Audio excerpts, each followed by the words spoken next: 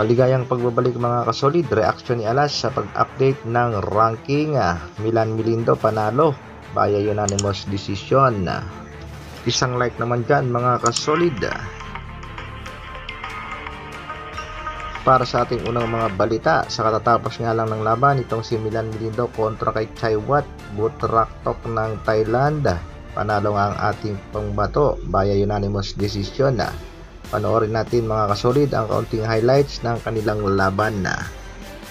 Medyo may kalakihan nga itong Thailand boxer mga kasolid, pero hindi naman nagpadaig ang ating pangbatong si Milan Milindo, kaya nga naman nakuha niya ang panalo. Isang congratulations para sa iyo Milan Milindo.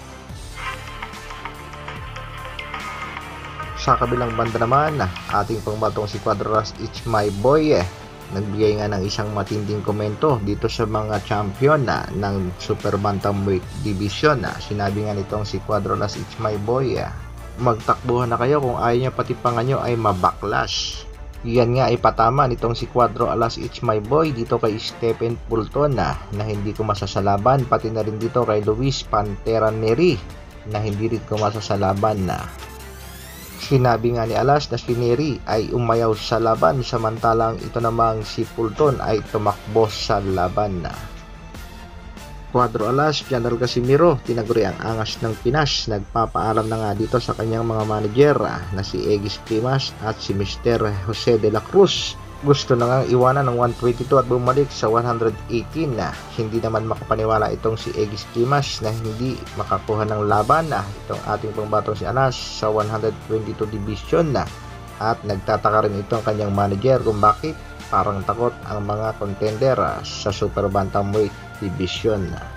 Samantala, WBC World Boxing Council nagpalabas na nga ng update sa kanilang ranking sa Super Bantamweight at pangwalo nga dyan ang ating pangbatong si General Casimiro.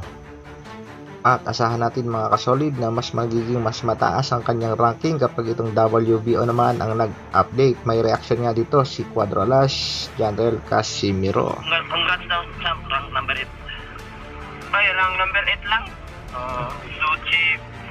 Magiging number 1. Kanad lang mo na. Hanggang dito na lang muna ang aking update mga kasolid. Isang like naman dyan at sa mga bago, pakisubscribe naman ang aking munting channel. Maraming salamat sa patuloy na panonood at pagsuporta. Mabuhay!